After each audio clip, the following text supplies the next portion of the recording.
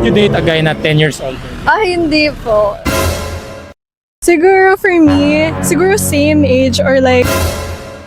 Di ako ready sa tanong nga.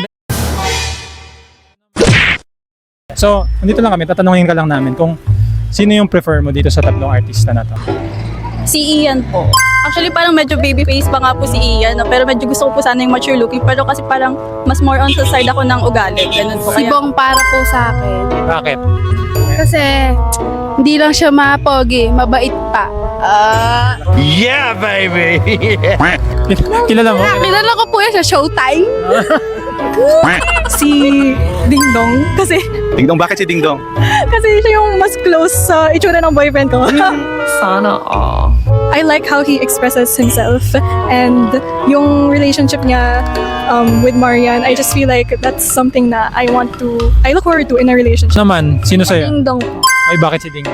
Kasi Ang pogi, mabait, ang ganda ng asawa. Crush ko yun. Gusto mo sabihan kita ng Latin? For me, yung number 3, si Ian Veneracion. Gaya nung sinabi mo earlier, parang daddy vibes ganon. Would you date a guy na 10 years old? Hindi po. Hindi. Mga ano lang, siguro maximum of 4 years.